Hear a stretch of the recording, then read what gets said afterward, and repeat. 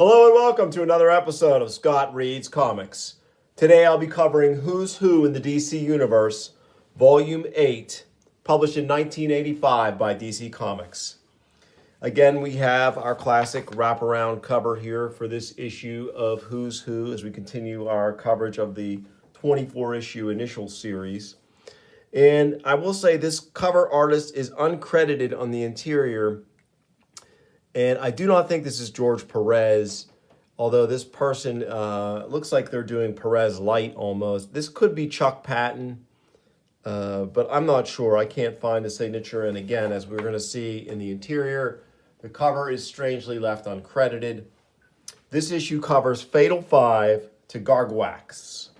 Let's dive in. One curious thing, too, is apparently they had no front matter or had no time to put front matter together. They couldn't have run a couple more letters or put some artwork or some kind of commentary in here. It's just really strange to see these three white columns here. It's just bizarre, frankly. But we have Len Wein, writer-editor, Marv Wolfman, contributing writer, consulting editor, Robert Greenberger, associate editor, researcher, Peter Sanderson, contributing writer, researcher, Paul Levitz, Gary Cohn, Mike W. Barr, contributing writers, Todd Klein, production and contributing writing, Anthony Tolan, Len Wein, Tatiana Wood, Tom Ziuko, colors, Brenda Pope, proofreader. This issue, I think, stands out for me because it covers so many cool super teams, both villain and hero teams. And we start out with a real banger of a team, one of my favorite groups of supervillains, the Fatal Five. Emerald Empress, Mano, Persuader, it should be Tharok, not Thorok, and Validus. Now, these characters are very much associated with the Legion of Superheroes. I think they debuted. Well, let's see, they debuted in Adventure Comics number 352. So that would have been like Superboy and the Legion of Superheroes. Incredible artwork here by Steve Lytle and Bill Ray. Phenomenal. I really love this team. There's a dark secret associated with Validus, which is really cool. And Persuader's neat. Every one of these characters is really cool. Some awesome Legion stories surrounding these characters as well. So just very neat stuff. Next up, another favorite of mine, the Fearsome Five. Drawn by George Perez, first appearance, New Teen Titans number 5. The lineup includes Dr. Light, Gizmo, Jinx, Mammoth, Neutron, Simon, and Shimmer. And you might say that's more than 5 characters. That's actually 7 characters, but you had members checking in and out. They had a falling out with Dr. Light. He basically became incompetent, and Simon took over the leadership of the crew, and they brought in Jinx and Neutron during a really awesome 3-parter where Cyborg gets a human body back for a short time, and Chuck Patton draws it. It's really good stuff. But yeah, this team is great. There was a great team up with the Teen Titans and the Outsiders as well. I believe it was New Teen Titans 37, and I'm not sure which issue of Batman and the Outsiders it was, but it was great to see Jim Aparo draw them too, in addition to Perez. Next up, we have Felicity, one of the Omega Men. Her first appearance was Omega Men number 4. She's kind of a cat lady, love interest to Tygor. Art by Dan Spiegel, and lovely piece here, really cool. Next up, great villain. I remember him best from the JLA animated series. It's totally awesome. Gil Kane's the artist, and we have his Felix Faust. First appearance, Justice League of America, number 10. Really great Gil Kane artwork here. Powerful magician in the DC universe. Next up, the Female Furies. First appearance, Mr. Miracle number 6, art by Jack Kirby and Greg Thixton. These are Jack Kirby creations from his 4th World run at DC. Big Barda, Bernadette, Lashina, Mad Harriet, and Stompa. And these characters would be used incredibly well by John Ostrander in the pages of Suicide Squad, where basically Lashina becomes Duchess, and I've covered this before on the show, and for a while kind of slums it on Earth until she can find a way to get back to New Genesis, or to, I should say, Apocalypse, to try and take her leadership of the Female Furies back. Barda, of course, by that time had become a hero and the wife of Mr. Miracle. So, great group of menacing female characters, new gods, really, so they're incredibly powerful and deadly. And those issues of Suicide Squad, really not to be missed. It's issues 33 to 36, I believe. Really good stuff. Ferro Lad, another Legion luminary. I believe he, for first appearance, Adventure Comics 346. And I believe he's one of the Legionnaires who perishes in the line of duty at some point. Great artwork here by Dan Day and Larry Malstadt, regular Legion anchor at this time. Ferro Lad, his real name is Andrew Nolan. Ferro Lad could turn himself into a being of living iron with extraordinary strength and indestructibility. So love that costume too. The colors, the light blue and the white are really neat. Next we have the Fiddler, great Flash villain. First appearance, All Flash, number 32. This is art by Sandy Plunkett and Joe Rubinstein.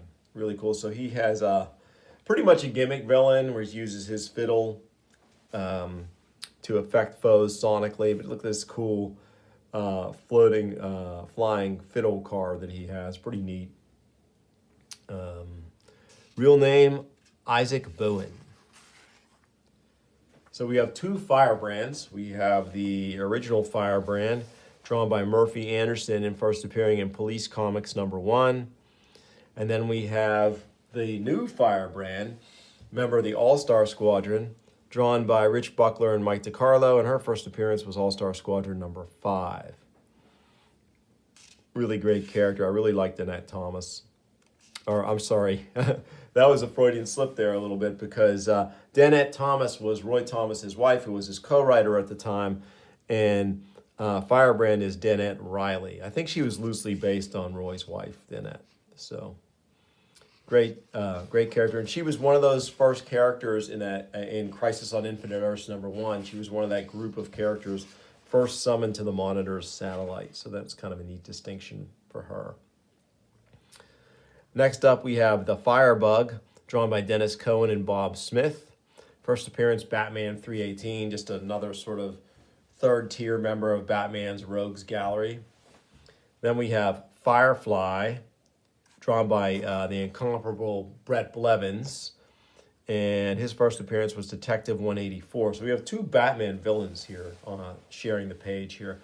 I'm not sure how I feel about these half-page entries. I guess they're economical because you can get these smaller, lesser-known characters in on one page, two on one page, but they always feel a little cramped as I read through these issues. But they still managed to do, both art teams really managed to do a nice job getting in some action shots in the background. Firehair, first appearing in Showcase number 85. Wonderful art here by Joe Kubert. Firehawk, art by Raphael Kianan and Dick Giordano. Of course, she is a Firestorm character, ally, love interest. First appearance as Lorraine, Fury of Firestorm #1, as Firehawk, Fury of Firestorm 17. I love Raphael Kianan's artwork. He draws a really mean Conan as well, sort of aping Barry Smith a little bit in his Conan the Adventurer work. But this is lovely here, too. He did do a run on Firestorm. So, again, with the Who's Who, they're getting artists associated with the characters when they can. And that's nice, because the artists who are associated with the characters kind of are able to put that little extra oomph into the pieces that they're doing for the entry. Next up, Fire Jade, first appearance, Amethyst #1. Art by Dan Jurgens and Dick Giordano. Real name, Lady Emerald. Deceased. So I guess she perishes. Interesting. Fire Lad is Legion of Substitute Heroes character from the 30th century here. Art by Keith Giffen and Carl Kessel. That's Giffen's sort of more experimental style we're seeing here with some of the elongated features. Nice entry there. Firestorm the Nuclear Man. Art by Al Milgrom. First appearance, Firestorm #1. He went on to become kind of a mainline DC hero. Eventually got a major transformation by John Ostrander when he took the book over, and sort of totally changed the character's look with artist Tom Mandrake. So that was interesting. All right, next up we have a very interesting villain, the Fisherman, an Aquaman villain. First appearance, Aquaman #21. Incredible artwork here by Luke McDonnell and Bill Ray. An average athlete and hand-to-hand combatant. The fisherman wears a specially pressurized suit with recyclable air supply that enables him to survive for an extended period of time at the very bottom of the sea. His primary weapon is a reinforced titanium steel fishing rod with an incredibly strong polymer line. So yeah, he has a super fishing rod, as you can see him using it here in this background shot. So great artwork, cool design, ridiculous character, but you know, you're going to have that with a company as old as DC with some of these titles. I mean, this is way back in Aquaman 21. So that was many, many years ago. Now we have the Golden Age Flash by Eduardo Barreto. First appearance, Flash Comics #1. This is Jay Garrick. And there's the Fiddler there, menacing him. Fiddler, this is the Earth 2 Flash, essentially. And then we have the Earth 1 Flash, art by Carmine Infantino and Murphy Anderson. First appearance, Showcase #4. This is your Barry Allen Flash. And yes, folks, he can run at the speed of light. And here we see headshots of the Rogues Gallery, considerable as it is. Next up, we've got the Floronic Man, Jason Woodrue, first appearance, Adam #1. Great art by Steve Bissette here, totally awesome. So he effectively becomes like a plant elemental, and I think he shows up later on in Swamp Thing, I'm sure used to great effect by Alan Moore. So I've always liked him. If you're into gaming, there's a great HeroClix figure for him that's really cool to use, not only in superhero gaming, you can use it in D&D too for like a plant creature. Next up is Forager, Alter Ego None, first appearance, New Gods #9. Art, once again, by Jack Kirby and Greg Thexton. This might be my single most liked Fourth World character. I just love Forager. I love the costume design. He was totally awesome in Cosmic Odyssey, and I hope that's not too much of a spoiler. He actually perishes at the end of Cosmic Odyssey. They do a little redesign of his costume in that story as well. He's just a super cool character. I always loved his story and the fact that he's, you know, a member of the lower caste bugs who live below New Genesis. Just a cool character. I'm a sucker for a character with a shield. Here's another one of those teams I was talking about, the Force of July. Now, you might look at them and think, oh, what a group of losers. But I think they're a really fun, interesting group of villains / wannabe heroes, kind of working for a fascist patron. But they are also brilliantly used in Suicide Squad. Just take a look at this great artwork by Jerome Moore and Bruce Patterson. Phenomenal stuff. And later on, Major Victory actually joins the Suicide Squad and takes part in that Apocalypse story. So they were the Suicide Squad's foes in the Janus Directive, and some of them die horribly in that story. Another Kirby team, Forever People. Art by Jack Kirby and Greg Thexton again. First appearance, Forever People #1. Beautiful Dreamer, Big Bear, Mark Moonrider, Seraphim, and Viking the Black. Lovely artwork here by Kirby in the very twilight of his career here. Forgotten Heroes and Forgotten Villains. What a double page spread here by artist Paris Cullins and inker Gary Martin. Totally awesome characters. First appearance for these characters, DC Comics presents #77, so I think they would have teamed up with Superman in that issue. These folks teamed up with Superman to fight these folks, the Forgotten Villains. So you have Animal Man, Cave Carson, Congo Bill, Dean Dorrance, Dolphin, Immortal Man, Rick Flag, and Rip Hunter as the Forgotten Heroes versus Atom Master, Enchantress, Faceless Hunter, Cracklow, Mr. Poseidon, and Ultivac. I will say that the Enchantress also winds up in Suicide Squad. So again, John Ostrander has this ability to take these discarded characters like Rick Flag and the Enchantress and reuse them to great effect in Suicide Squad. Great entry. Another cool team, the Freedom Fighters. Artwork here by Alex Saviuk and Romeo Tungal. First appearance, Justice League of America 107. We have Uncle Sam, Black Condor, Dollman, Firebrand, Human Bomb, The Ray, and Phantom Lady. So these folks are from Earth X. So this is pre-crisis stuff here, basically. one of the many alternate Earths that exist in DC's continuity at this time. Very cool group of characters. Next up, Funky Flashman. Artwork by Jack Kirby and Bill Ray. First appearance, Mr. Miracle #6. And I think many people would agree that this was Kirby's sort of thinly veiled shot at Stan Lee for wrongs, both real and maybe imagined.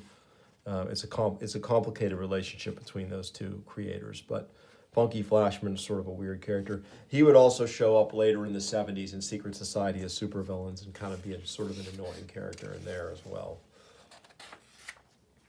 Fury, loved her. First appearance, Wonder Woman #300. Art by Jerry Ordway. So good, Jerry Ordway. Just incomparable. And she would be a founding member of Infinity Inc. Really love this character. Great costume design, too. Hippolyta Trevor. So she is the daughter of the Earth 2 Wonder Woman and Steve Trevor. Super strong, super fast, super athletic. Great character. Next up, The Galactic Golem by Curt Swan and Rich Burchett. And you guessed it, he is a Superman villain. First appearance, Superman #248. Here he is wrestling with Superman. It's great Curt Swan artwork here. The Gambler, some cool artwork by Tom Mandrake. Believe it or not, this guy first appeared in Green Lantern #12. So he is a Green Lantern of Earth 2 villain, as we can see him fighting Alan Steele here, the Green Lantern of Earth 2. And I'm not sure who this little dude is, but this is kind of a cool backdrop here. Next up, The Gang. First appearance, New Adventures of Supergirl #4, art by Carmine Infantino and Bob Oxner. This is kind of a fun piece. I like the colors on these characters, neat uniforms, sort of a classic supergroup. The Gang. And finally, we have Gargowax. And I did check the pronunciation guide in the beginning of the issue, and it is pronounced Gargowax. And he is definitely a Doom Patrol villain. First appearance, Doom Patrol #97. This is art by the great Terry Austin. And it's so great whenever you see Terry Austin's artwork free of John Byrne's pencils. Just sort of what an incredible artist, Terry Austin was and is. And the similar ways in which his figure work sort of was reminiscent of John Byrne's, kind of interesting here. So very cool to see that Terry Austin standalone pencil and ink artwork. And then we have our back inside cover page, which directs us to various issues that some of these characters might be appearing in. The Force of July, Return, and Outsiders #3. #3. The fate of the Freedom Fighters is explained in All-Star Squadron #50. Fury is a founding member of Infinity Inc. and is there every month. So yeah, that's it, folks. A quick trip through Who's Who in the DC Universe, Volume 9, that's number 9. I hope you enjoyed it. If you did, please like and subscribe, tell your friends, and I'll bring you more soon on Scott Reads Comics. Thanks for watching.